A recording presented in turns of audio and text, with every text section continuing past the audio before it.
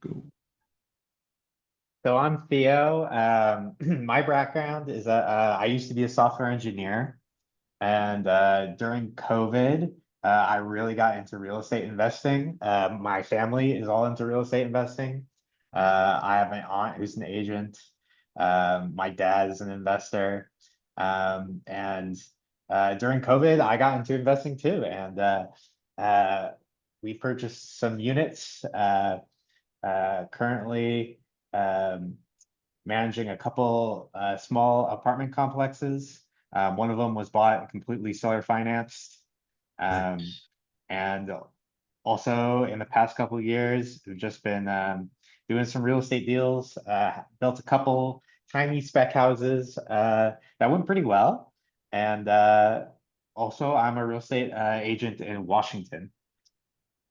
There you go. Wow, that's awesome. I mean, the fact that you already hit the ground running with spec homes, I mean, developing, that's a very risky play right there, right? But it's as the It saying goes, is. fortune favors the bold. Yeah, it was the right time. I mean, you could have built anything and sold it. So during that time, Yeah. 2022. Nice, man. That's awesome. Well, real quick background about me, everyone. So I am a second generation agent. My father's been in the business since the 80s and 88 when he came to this country. He started working in real estate and that's what he's been doing. He's had a very, lucrative, very successful career doing that. I originally, once upon a time, thought I was going to go in the medical school route. I ended up dropping out after a year and I went into real estate. I've been doing that since 2014 full time. So I did residential real estate, meaning from like condominiums to fourplexes for 9 years. And then I've been focusing mainly more on the multifamily commercial side over the past 2 years, where I have this thing where like I help on the multifamily side from like ideally 5 to around 50 units, give or take. And I've helped people, whether it's moving their assets out of state and acquiring more doors, or for let's just say the folks on the higher end of the Gen X or um, the baby boomers, helping them with a 1031 exchange into like a single tenant triple net opportunity, like uh, uh, 15 to 20-year lease on a Chipotle, on um, a Chick-fil-A, things of that nature. So that's kind of what I've been working on over the past 2 years. That's been my wheelhouse. I love multifamily properties. I have a few rental properties, and I am looking to ideally focus more of that on the multifamily side. So I thought that this would be a great way for us to keep each other accountable and learn at the same time, off of one together. And looks like we got a new someone joining as well.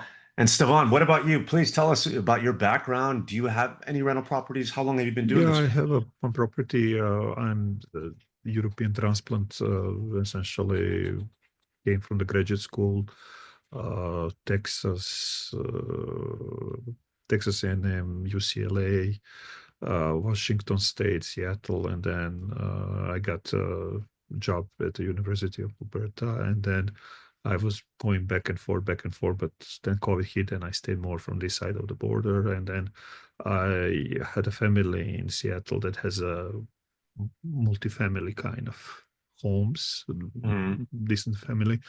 And but I learned from them, and I understood that, at some point, something above five, if I can score, that will be a good thing. But I think everyone is priced out of the Washington state, Seattle area, and all of this. This is not possible. Maybe Yakima or Spokane, things like that.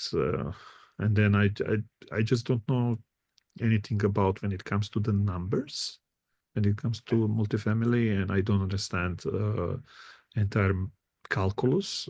Zuber is calling that math. That's not math. This calculus. Math is just too bigger kind of spectrum.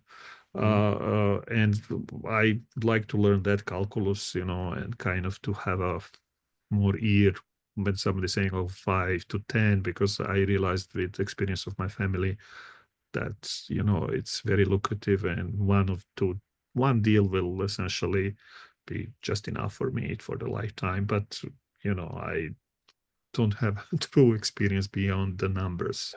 I trust numbers. I can put my life on numbers, but you know, I'm not like a trust me, bro stuff. I don't do like that. Everything for me is like pure calculation, and Yeah. essentially the numbers cannot. I mean, entire universum is built on that.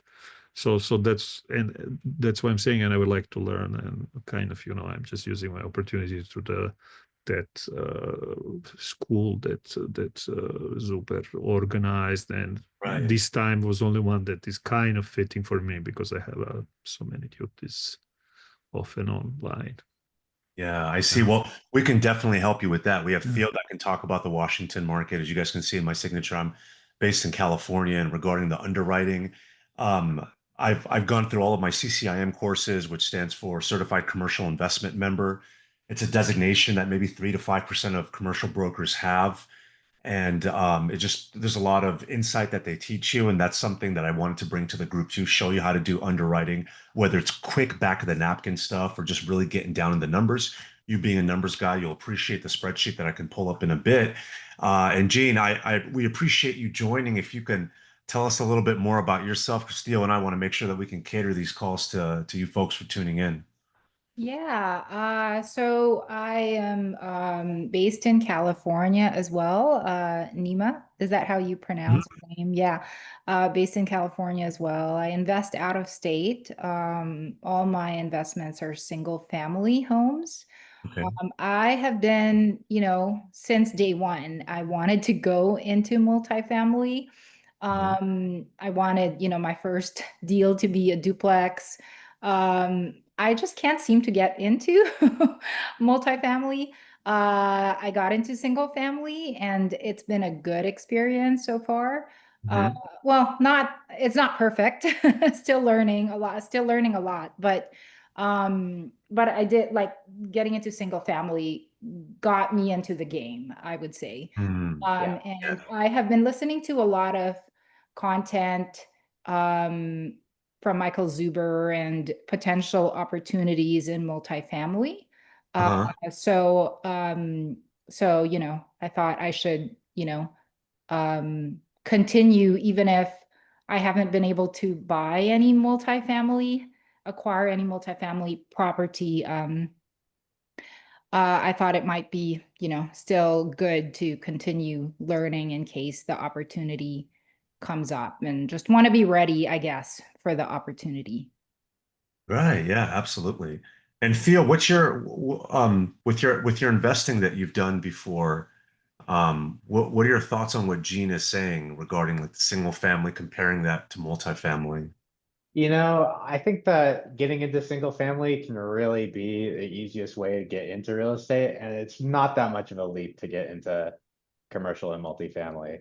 I was wondering, Gene, where did you say you are in California, and what state are you investing in again? I'm in the San Francisco Bay Area, or either of you Mhm, in yep. the Bay Area. I'm from San Jose. I grew Oh, I grew up nice. in Orinda. Oh, nice. Marissa. Oh, Yeah. wow. Okay. And Gene, Yeah. where in the Bay Area are you located? In the peninsula, Daly City. Daly City. Nice. Okay, cool. Little Yeah. Manila. What's that? I said Little Manila. Oh yeah, yeah. Yeah, like I'm always in the San Jose area as well. Used to work in Sunnyvale, so Oh, very nice. Okay. familiar with that area. I Yeah. invest in Little Rock, Arkansas, or Central Hmm. Arkansas. Yeah. There are three markets right now that I've been focusing on for this year, that have been of interest to me. One of them is Rogers, Arkansas. You had mentioned Little Rock, and I've been looking at Rogers because of the Walmart return to office mandates. Yeah. Columbus, Ohio, right? Because of the CHIPS Act. I think that's been kind of interesting. But I was on a call earlier with one of the ORAT guys, and he told me that he is a project manager with Intel. And he said that that's not going to be going on until like 2028 to 2029. He just told me on Sunday, so that's news to me. I did not know this. Yeah. And number three is Carmel, Indiana. That's something else that I've been looking at right outside of Indianapolis. They've been kind of having a resurgence in Carmel. Gene, it kind of reminds me of like Folsom, California, right outside of Sacramento, right where everything Yeah. is clean, nice, right? Good schools, great Yeah. internet. It's your perfect, depending on how flexible you are with your work schedule. That's a really cool place because out over here, whether it's Washington State, right, or California, or even Alberta, right, Seven, it's just so challenging in Yeah. our markets to be able to invest here and actually make any money. I mean, Yeah. Zupa talks about that all the time, right? Remember he said 52 weeks in the Bay Area, and then he went out to Fresno, right? His wife convinced him to go out to Fresno and start looking, and that's where it all started. When it took Yeah. him a year to realize that they're not going to make any money out here. Yeah. Yeah. Yeah, so if it's okay with everyone, I was going to pull up a chart, but I know Theo had some stuff that he wanted to talk about as well.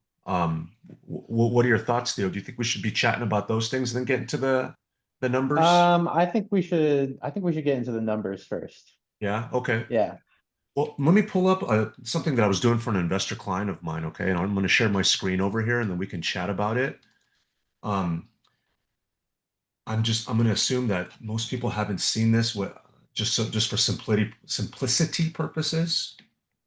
This is the cash flow analysis worksheet that I used. I have this through that CCIM group that I'm a part of. So, And so did you generate this by yourself? yes, This yeah. is So your build-up. it's, Okay. the template was created and it was given to me, Seven. And what I did Uh-huh. was, I always like to keep these as full as I possibly can. For my client. This is a property in Santa Clara, California, Hmm. that I was looking at for an investor client of mine. And he is on the fence about investing in the Silicon Valley area or Sacramento. I personally thought that Sacramento was a lot better for him for a few reasons. It's obviously cheaper. It's around a third of the price that it is in Silicon Valley. So the average single family home is around 550,000 over there in Sacramento, and here in Santa Clara County, it's 3x that.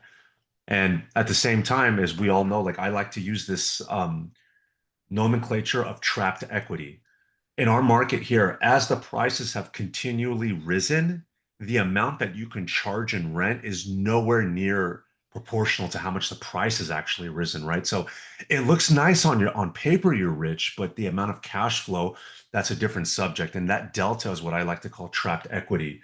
So what I did for this specific client is like, all right, we're going to run the numbers. We're going to go through here in Santa Clara for this specific property of interest, and then we're going to go look at that 12 unit in downtown Sacramento near the Capitol and see which one cash flow is better for you. So this one in Santa Clara, self-explanatory. Like I put the interest rate in, as you can see. I put all this information. The potential rental income was from the offering memorandum that I picked up, and a lot of this was just the calculations based off of that. When I have the net operating income of the property, I never personally, for me, whether you're a broker, investor, both, I always take what the broker puts in the offering memorandum with a grain of salt. My personality is I don't use the pro forma figures because what they'll provide. Anybody hearing pro forma for the first time here? No, I know. You got him? Okay, cool. I don't use the pro forma numbers because I feel like that's way too idealistic. And for my clients, I like to be realistic, not idealistic, because then once they see the upside, they get more happy than the opposite, because that's what I'm in the business of doing. So I take my own numbers and I underwrite this and I give this to them. I feel like this gives them value instead of me just forwarding data from them from what the listing broker's telling me. Um, and it's a really interesting way of just looking at a 10-year hold and how much you'd be able to cash flow. So based on this investor, he would be taking out a loan of $1.7 million dollars. I believe this was 40% down. So if you were to put 40% down on this price of 2.85 million, this is at the bottom over here, line item 24. This is what his cash flow would be. And to me, putting down that much money to generate this much cash flow, it's kind of crazy, right? It doesn't seem like there's much upside here. Your money's not really working that well for you. That's just my humble opinion. It's a very stable asset in an area that's maybe 2 miles to 3 miles away from the NVIDIA headquarters. Santa Clara University, right, which is a great engineering school, is close by too. So this would be great for grad school housing on top of that, maybe 5 miles down the road from Apple as well.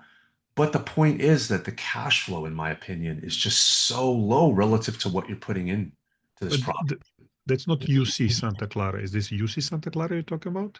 SCU, Santa Clara University. Aha, Santa Clara. Okay. Yeah, Okay. SCU. Uh-huh. Small private school, Jesuit school here. Uh-huh. Yeah, so I mention those things because from a tenant standpoint, I feel like we have a high tenant demand for a property like this based on its location. But at the same time, the numbers, what I'm looking at here, and please, guys, folks, chime in if anything you guys have to say. But I don't see this penciling. The math ain't mathing for me if I'm putting this much money down. You know, that's my take on it. Some really cool things that we can also discuss on this call and future calls is things like cost recovery, cost segregation in another way, right? I've helped clients do this, and I'll just pretend that you guys are hearing this for your first time. That might not be the case, but with cost segregation, the economic life of a multifamily property like this is 27 and a half years, right? The um, the economic life for a commercial property is 39 years. So some people don't want to own a property for 27 and a half to 39 years. They're planning on maybe keeping it for 10 years or 15 years max. So a great thing that you can use from the tax code is a cost segregation study, which can cost you around four to $5,000. And what they do, they'll come through and they look at the property, the age of the roof, the appliances, maybe some new flooring that you had recently put down before you had rekeyed it for tenants and stuff. You can front load all of that depreciation into the first 5 years or 7 years. So instead of having that straight line depreciation over 27 and a half years, you can bring all of that upfront for 7 years and then let's say sell in the 11th year. So it's a great way for you to significantly bring down your operating costs, especially in an environment like this today, right? Where I just got this notification from State Farm here in California. They're the number one insurer, right? Primary residence insurance is going up by 17%. And if you're a landlord, your landlord insurance can go up to 38%. And come October, they're going to be doing another reassessment. So, people's bottom lines are really getting eaten into today. So I just feel like this type of ninja tax stuff can really help you make these projects pencil. And that's pretty much what I had to show for that one. Yeah, I was wondering if maybe we should go over the actual math and numbers with Stefan. Okay. Now, Stefan, Yeah. are you familiar with some of the jargon that we're using, like cap rate or net operating income? Yeah, cap rate, it was like my understanding was that you divide something by something. I don't know by the definition. I never look at the cap rate because the only one deal that I have, it was 1%. Yes. Wow. So So I'm like, you cannot be worse than that. Yeah, And this true. is unspoken for the West Coast people, like starting from the Tijuana to the Bellingham. This Mhm. does not exist last 5 years. I bought the property 2013, and then kind of like I have that setting, but I whenever it comes to some definition, I just Google that, and I know for the multifamily cap rate is used. I now not prepared as a student kind of to say because as I said, these big numbers are too big for me. I'm small coral fish, right? I don't yeah, go to well, the Pacific. I'm sitting in the coral, something guns into coral, and I get it, and it's just my kind of like but I know 5 to 7% is a good kind of number. yeah. I mean, it was just out of the discussions and following to some extent what Suber and the crowd was saying. Um, I know So there is definition and operating income. I know this is like after you subtract all mortgages and everything, what is left, right? Kind of like you close. subtract all costs and then this is what is left, so on the monthly basis, right? So that's kind of net operating income, if I'm not mistaken. It's very close. So Nima, can you actually bring up your spreadsheet again? Yeah. Yeah, so the math for commercial or multifamily properties is actually extremely simple. There's only really one type of calculation that investors are doing that is complicated at all, and that's uh, some calculation that they have to approximate. But most of the difficulty and challenge of investing in multifamily comes from the assumptions that people are making. So those assumptions are things like vacancy, what rent growth is going to look like, what population growth is going to look like, and stuff like that. So if we look at a typical multifamily market, the most defining factor of a market is usually the cap rates that properties are trading at. The cap rate stands for capitalization rate. The cap rate is determined by taking the net operating income, which is the NOI, divided by the price. Divided The by net what? divided by the price. The price of acquiring property. Okay, Yeah, okay. the price of the Okay. property. And the net operating income is the net income before debt service. So you wouldn't include the mortgage, but you would include every other thing. You would include taxes, you would include vacancy, and you would include all your other expenses. So Why when we you look, you not why you don't bring mortgage? the reason that you don't include the mortgage is because the mortgage is particular to every investor and dependent on the leverage that the individual investor is going to take. So, Uh-huh. so this is very typical in stock investments too, is that if you ever heard of the term EBITDA, which is earnings before interest, depreciation, No. taxes and stuff like that. That's a term they use in investing in stocks. It's a similar to that because investors generally care about net free cash flow because the mortgage can change, right? The individual investor can change the amount of leverage or the interest rate on a particular asset, and the net income is more of a standard metric. So when you look at a market, typically in like Seattle, for instance, multifamily, it used to be in the very low cap rates. I remember, 2 years ago, I was saying, oh, I'm looking for a 5% cap rate, which is low. And a couple agents laughed at me at the time. But right now, you could find, a 5% cap rate in Washington and Seattle, and in some of the other areas. And single family, it's lower. But 5% cap rate would mean that the price of the asset or the price of the multifamily property is about 20 times the net income.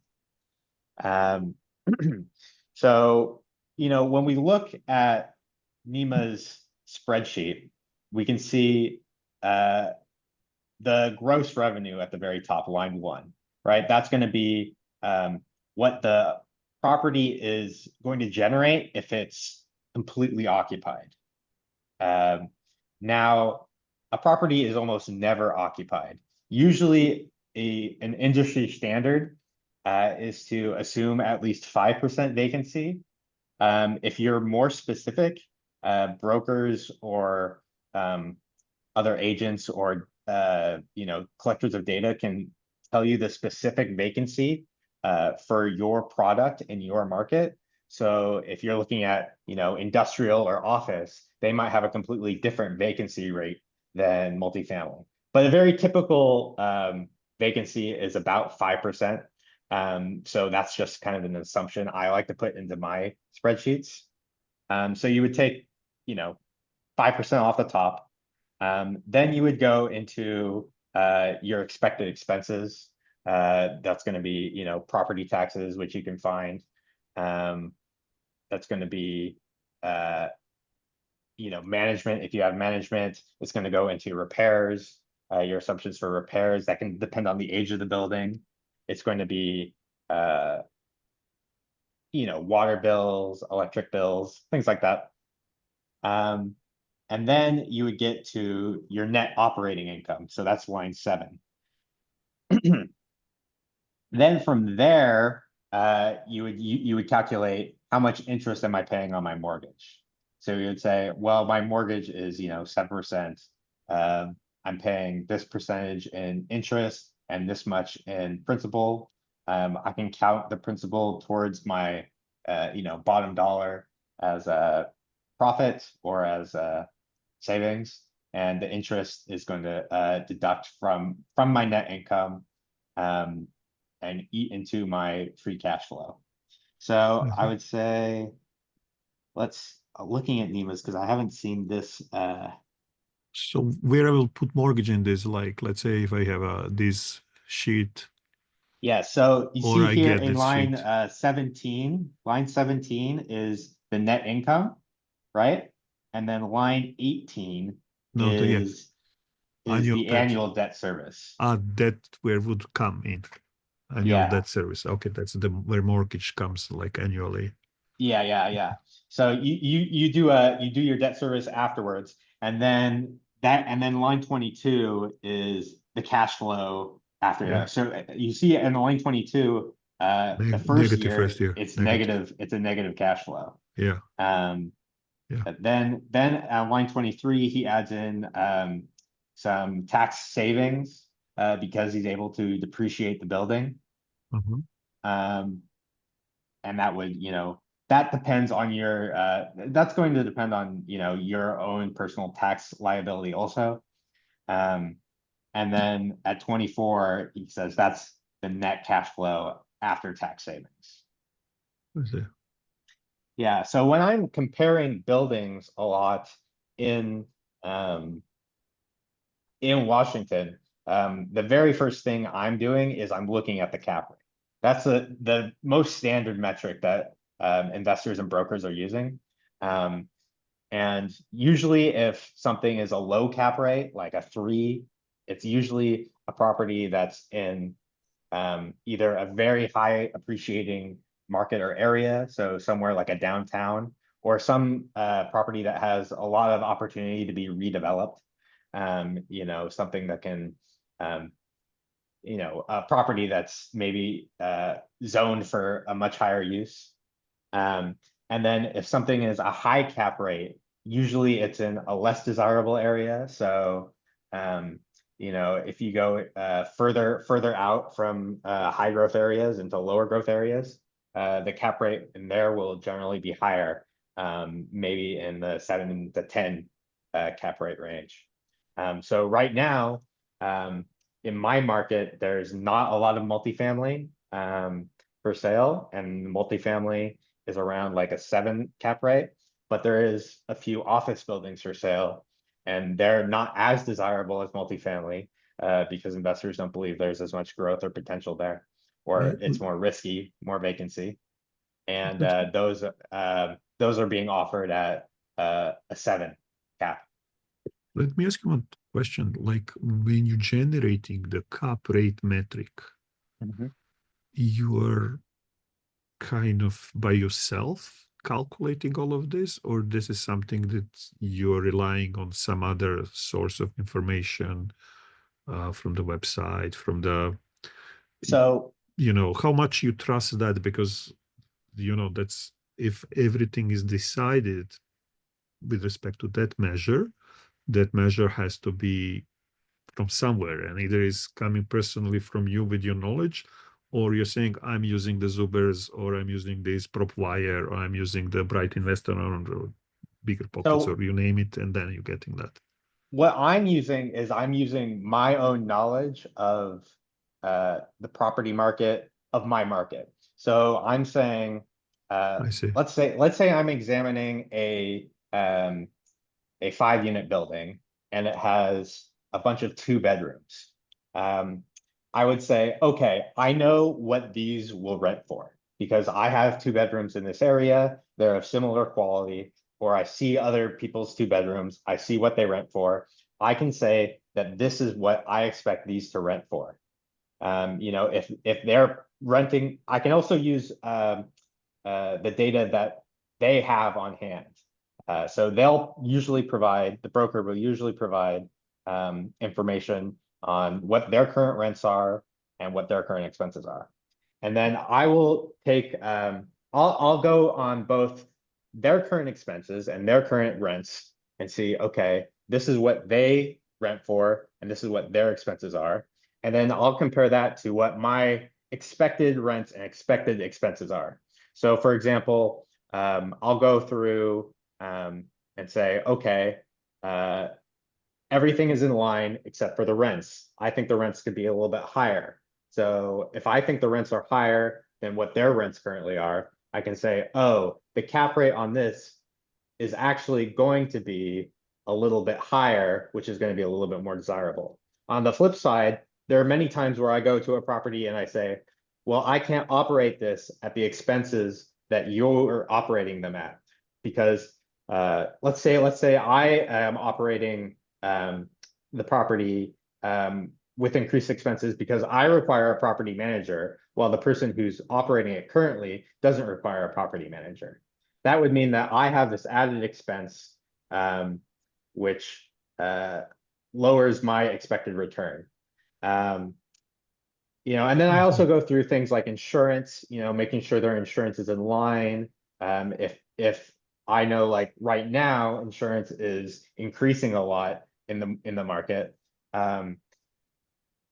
I can assume that their insurance is going to increase as well to be more in line with what the market's at. I see. Yeah. And for Stephen and Gene, have you guys ever heard of the equation I equals RV? No. No. RV repair after something like that? Repair after Yeah. value? Yeah.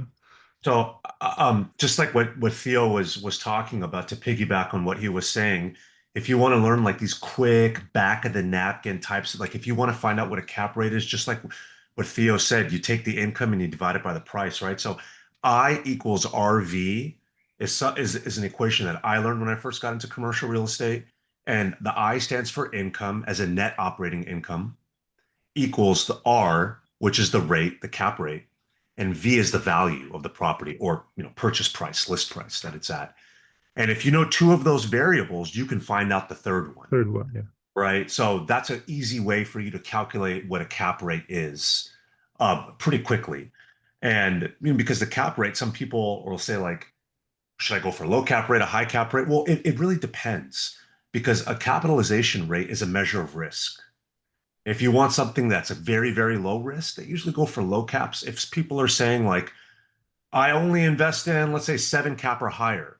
Well, if you were to buy a Chick-fil-A or a Chipotle, last time I checked, those do pretty well in sales. They're like 4% cap rates, right? So it's relative. It's a depends on type of situation. Obviously, we're not talking about retail on this call, but that's the really interesting thing about capitalization rates. And Theo did a great job when he was going through all of the list of the things, and kind of like on my spreadsheet over here. And again, to piggyback on what he was saying, I've been asked this before by investors what this is, so I'll just add it in to what Theo was talking about, other income. Like, what does that mean, Nima? What is other income? So other income can be laundry. It can be if you're charging your tenants parking, like to park the cars there, much more applicable in urban scenarios.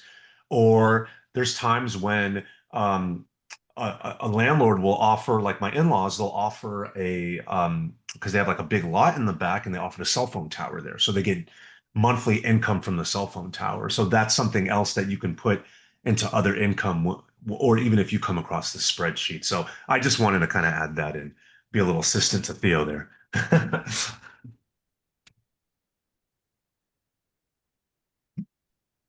Yeah, so the cap rate, and that's what it is. And if you guys ever heard of something called IRR, internal rate of return, that is something else too. I'm gonna have that over here. That internal rate of return is something that's used as well. And if that sounds like a new nomenclature to you, it's the essentially what it is the dollars in versus the dollars out. How much money am I putting into this investment and how much am I getting out of it?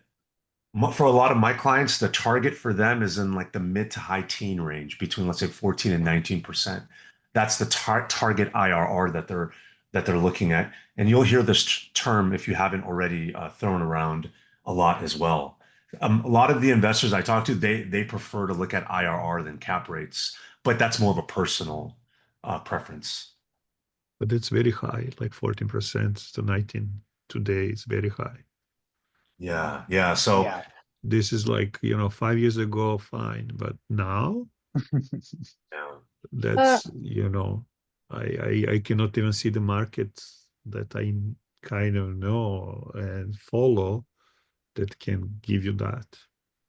I think a IRR, correct me if I'm wrong, that kind of takes into consideration appreciation as well. So Yeah. Mhm. that's why it's high. Like it's the cash flow plus the appreciation and maybe also the tax benefits. Like correct me if I'm wrong. Like it takes into consideration kind of all the returns of the property, whereas I think cap rate is more of like more closer to cash flow is kind of Yeah. my Yeah. understanding. Like cash on cash, right? It's you're looking at the first year, Yeah. right? It's that measure of risk from the first year. If you look at the spreadsheet on this, if you guys can see the page right now, you're right, Gene. You see it starts from line zero right there. That's the initial investment, your cash flow, and then final disposition. And then you can collect that IRR figure. So it's like during that whole duration, an ideal scenario for the duration of the investment. Yeah, so I like to think of IRR as basically what your return is going to be. It's going to be just your total return um, after including everything. It's the most complicated thing to calculate because it actually requires a series of approximations to get rather than a strict, easy calculation. And uh, it's the main measure that you should use to um, determine if you think that a property is a good investment. A cap rate is a better tool for comparing um, multiple different properties on the market. I had a question regarding financing of multifamily. So there is this thing with single family called the DSCR loan, debt service coverage ratio loan. I was curious if that's something that so what I like about the DSCR loan is that it's a 30-year fixed. I was curious if, like with multifamily, can you use a DSCR loan to fund a multifamily loan? What are your thoughts on, or is it like all the commercial loans that are like 7 years, 5 years, 10 years adjustable rate, and then you have to refinance within that period?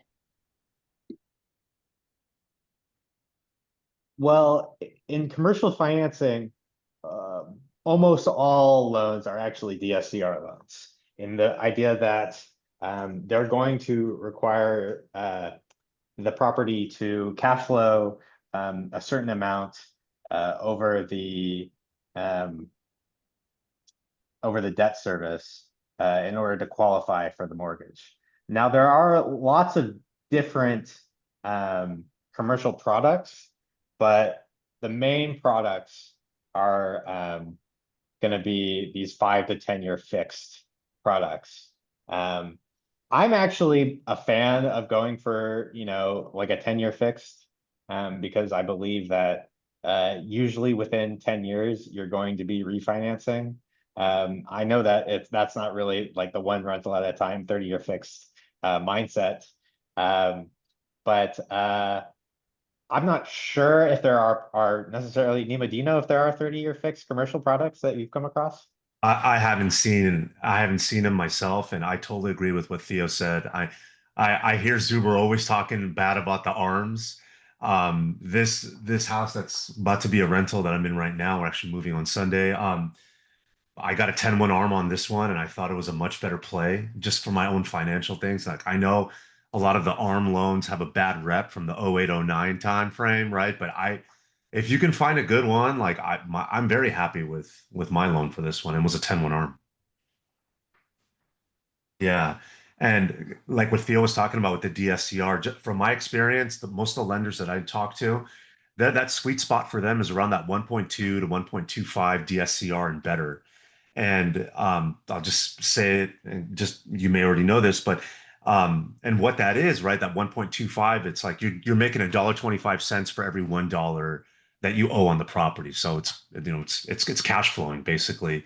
And because I love the calculations, and I remember Steven from the beginning saying he's a numbers guy. So a great quick way for you to figure out what a DSCR ratio is for a property is if you take that net operating income and you divide the annual debt service on it, like your yearly mortgage, that ratio will be the DSCR. So you can take that if you have that figure, and then you can quickly see what the DSCR on this type of deal would be, and then you'll know if the lender would like it or not. Because if you're talking like one or sub one, like might need to change some stuff before you can get a loan for that one. Yeah, I'm gonna share something real quick. Yeah, I sent you a please. request to share. Got it.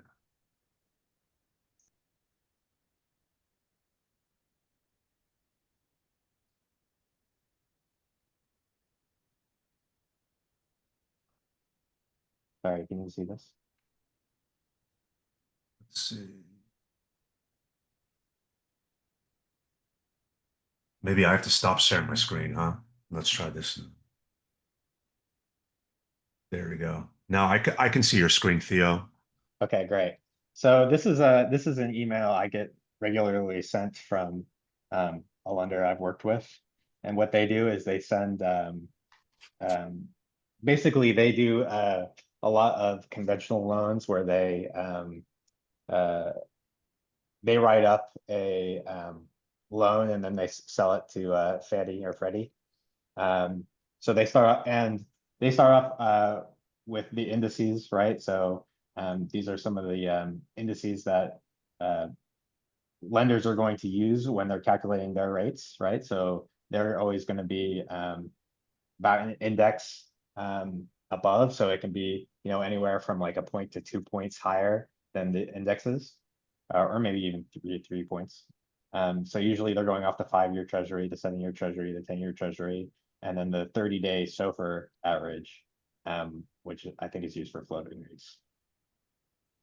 And then they all send like, these are the kind of rates you're going to get for, a conventional loan, depending on things like your market, how much you put down, and your debt service coverage ratio. So if you see right here, these are the terms for an 80% LTV, right? So 20% down, and a 1.25 debt service coverage ratio, which means that your income is only 25% higher than the debt service.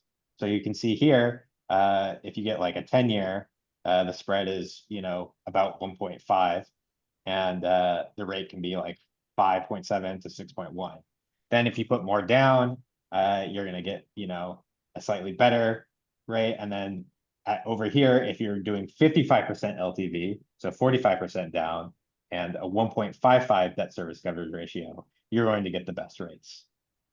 Then they've also have different products. So this is like Fannie and Freddie small loans, which are small loans are $6 million or lower, which is Must be kind of nice, right? Yeah, yeah, small. small loans. So and then let's see, they've also got different products for affordable housing. And then over here, these HUD loans are actually, I think these are loans that they end up selling to insurance companies. And I think they are actually 30-year fixed. These are actually 35-year fixed, I believe, products. But they're I think more institutional. I haven't done one or really inquired about them, but I know that they can take a year to actually write up. So if you are, under contract for a year, or if you have a product, or if you have some sort of, multifamily that qualifies for this, that you're willing to underwrite for a year, you might be able to get 30-year fixed through these kinds of products. At 40-year term. That's Yeah, these are for people who are really like going to never ever ever sell. So And if you guys noticed, Theo had mentioned affordable housing. There's an acronym that he scrolled above. It was called LIHTC. I'm not sure if Gene or Steven, if you've seen this before, but it's the low income housing tax credit. And that's how you can tell when it's affordable housing. We call it LIHTC in the industry. And it was just there. Where'd it go? oh, There it here. is. 90%. Yeah, LIHTC right here. Yeah. Yeah, then you can get sometimes you can get some of those tax benefits, right? If you were to do this, we've probably seen to keep it multifamily related. I'm sure a lot of us in our markets have seen this idealistic concept of office to residential conversions, right? We hear the downtown Seattle, downtown San Francisco, it's a ghost town, doom loop, right? All these things. And you got these developers when they want to come in, but it's just very challenging for it to pencil because it becomes this point where it's just cheaper literally to demolish the whole thing and build it up again instead of trying to maintain the floor plate and convert it into residential. But these low income housing tax credits really come into handy. It's probably not what we're going to be really dealing with much, unless you get into the really big investments, right? Those institutional buyers and stuff. But I think it's good to know.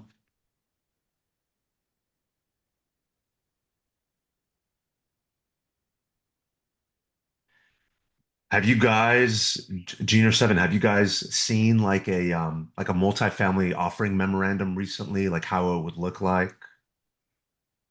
Yeah, No, any properties you're looking at? I look at the LoopNet. LoopNet?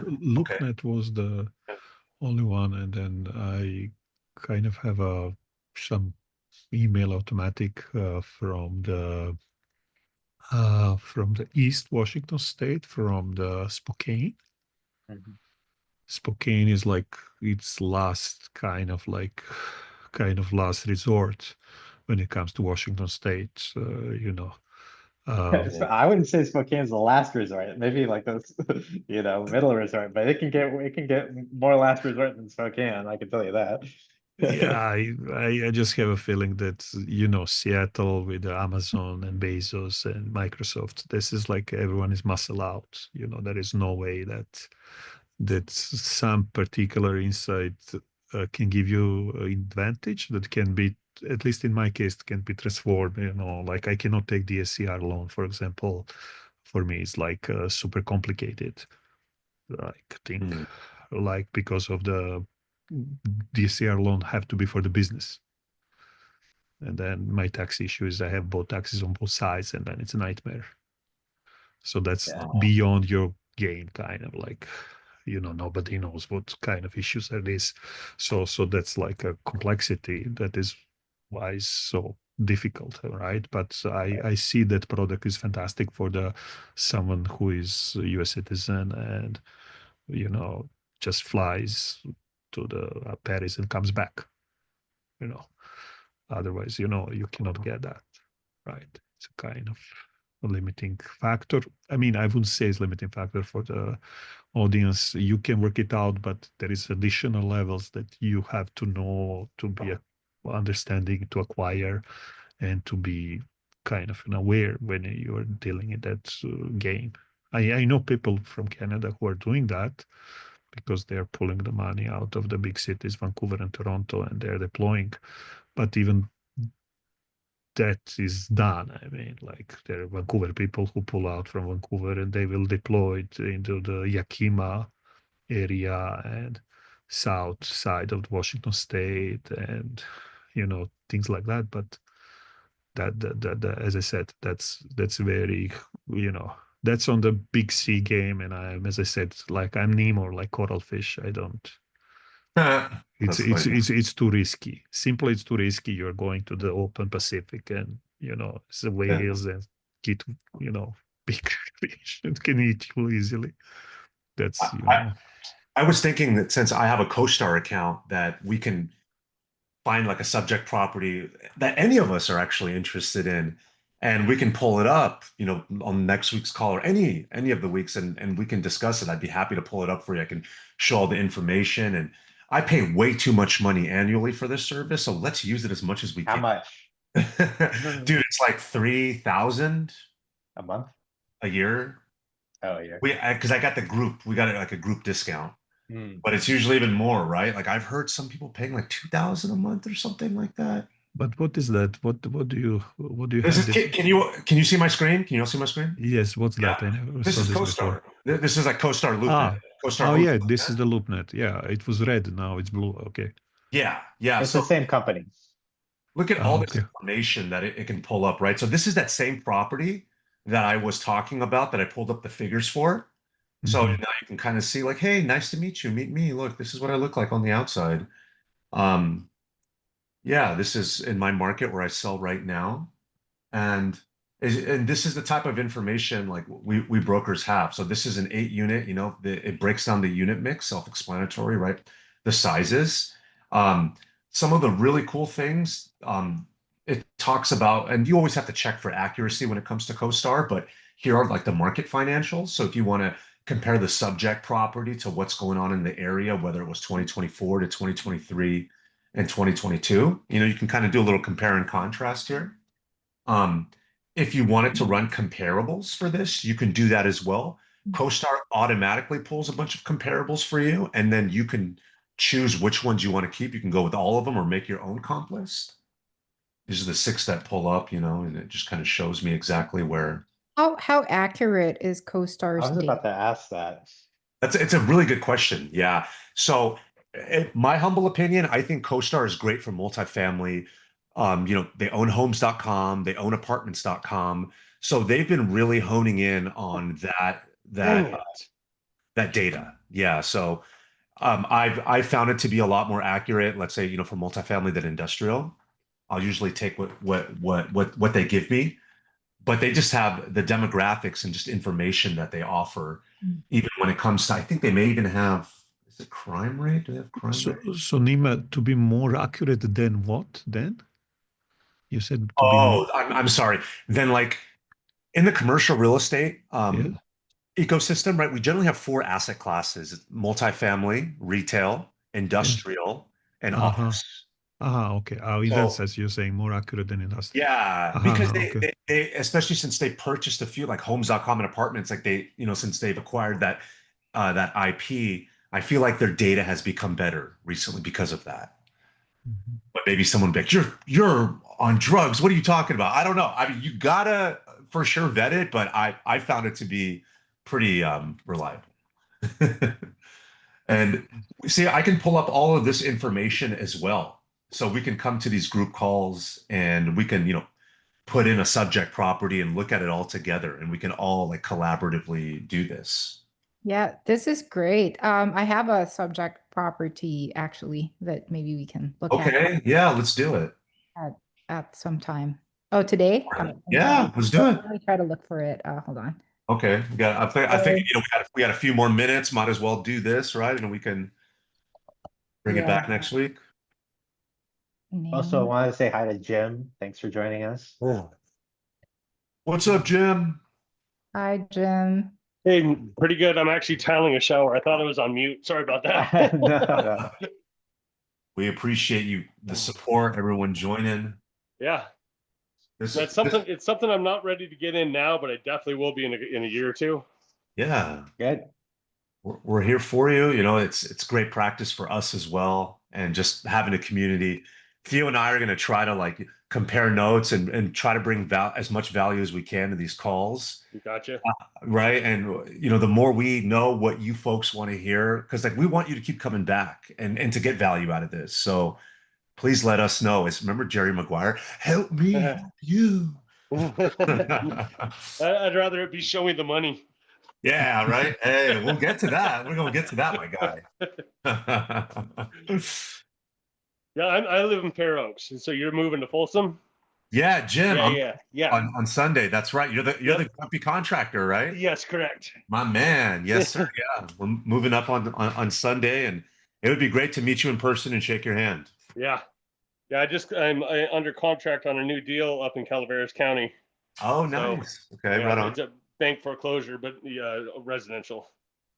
Yeah, look at Theo. You're just getting taken up by all the California people. Sorry, Theo. Yeah, Theo's left. Theo used to live in Orinda. Yeah, we got, two Washington people up here too, so. All right. Well, it seems like we're about that at the hour right now. This was You see really. the ones in the chat? You wanna bring one up right real quick? Oh, is there? Oh, my Yeah, I apologies. put the address in the chat, I think. Put it there. Oh, I'm so sorry. Okay. Yeah, Uh, absolutely. Let me pull that up right now. so a little bit of history here. Like I learned about this property like 2 years ago. Hmm. It's in a market where I have some single family homes. And at that time, they were trying to get it. They were trying to sell it for 800,000. I think it's a 10-plex in Greenbrier, Arkansas. And then I noticed like a couple of months ago, they're trying to sell it at 750 now. So that was interesting. Yeah, definitely. Like we can even, I would be happy on like, if everybody has time, maybe we can even, no, that might take some time actually. I have a 3:15. I wonder if we can squeeze it in, but I was going to say I'd be happy we can go through like a whole underwriting process, all of us together That'd be and cool. And we work don't out. have to do it today. I know we're at like it's 3 o'clock, Appreciate so we can. and that Nima, just so you know, that time is pretty much up to you. You're the one in charge. We go 4 hours on Wednesdays. Oh, nice, nice. Yeah. Okay. So I mean, double check that with Zoomer, but I'm almost positive that's a you thing. Whether Nice. you Okay. have the time to do it, and then anybody else drops in or drops out. Yeah, definitely. Well, I do. Because I go to almost all of them. And I'd like to follow you on that because so far, the calls that I've been going on, everyone's been pretty helpful, and it's great to build rapport with people, and it just makes me that much more excited to be a part of this community. Yeah. It's really Yeah, I was just on helpful. with Jack in for a Pittsburgh call because that's gonna be one of my buy boxes. So you see cap rate 10%. This is immediately something that says high risk, right? Yeah. Yes, it is. Did I put in the correct address, Stefan? It's the apartment complex? Because I see one unit here.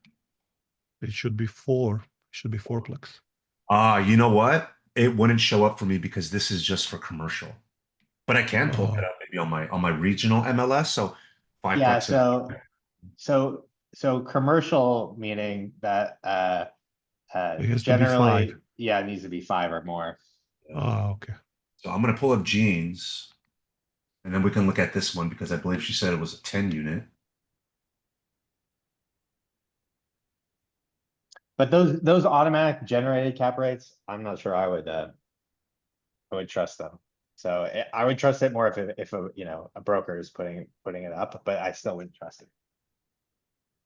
There we go. Okay, Gene. So Arkansas 750. We're looking at 10 units. They're all 2 bedrooms, right? 1,500 square feet. So it's 5 duplexes all next to each other, huh? Gotcha. 1-1. All units have been remodeled and maintained. Okay, perfect. Look at that. Let me see if I can pull up the let's see, flood map, floor plan.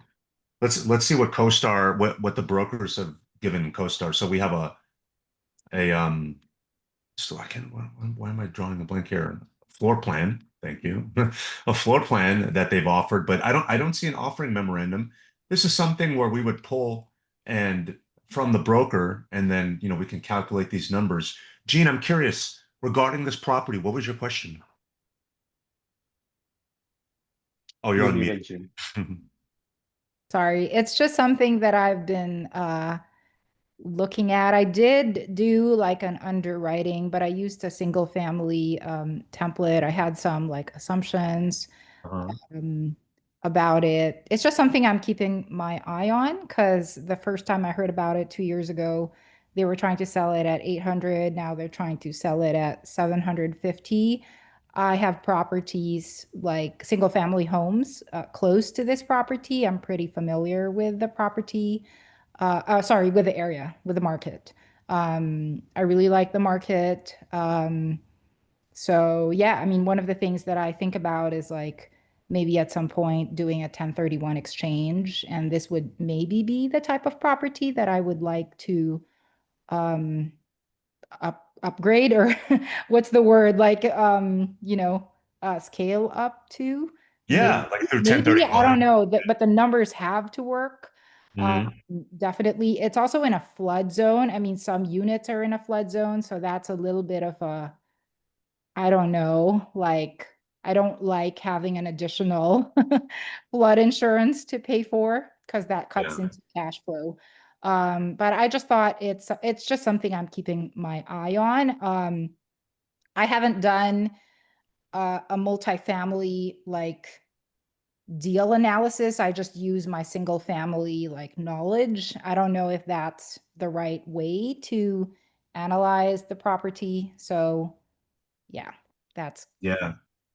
Well, thank you for that. Yeah, so I think this is a great property for us. If Theo's okay with this, like next week's call, we can go through like an underwriting together and we can all work on it and learn together if you guys are okay with that.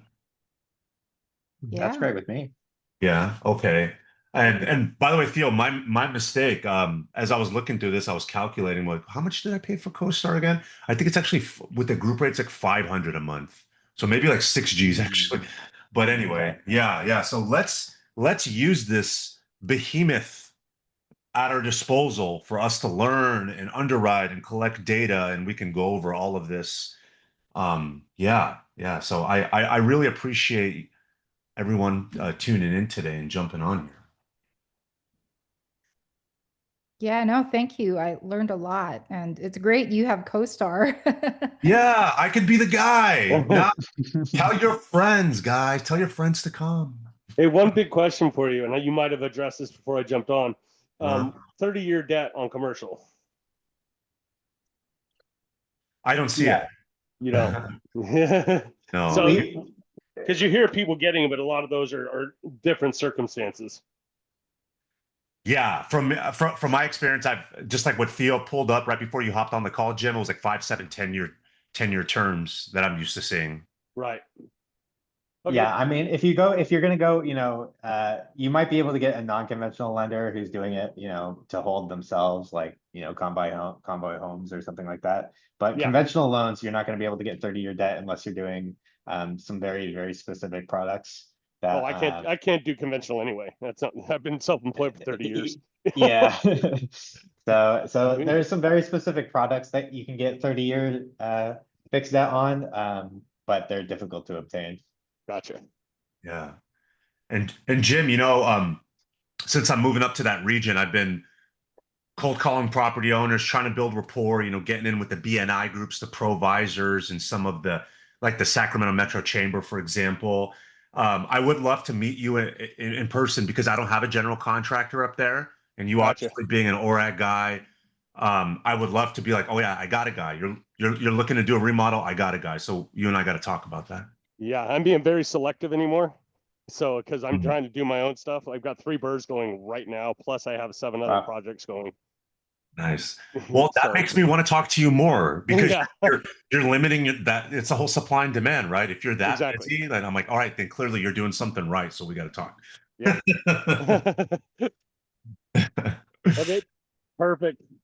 All right, everyone. I appreciate you guys. Theo, my co-host. Thank you. All right, thank Thanks for you. joining on. Guys. Thank you, We'll see you everybody. all next week, okay? Bye. All See right, you. Have a bye bye. productive week. Bye now.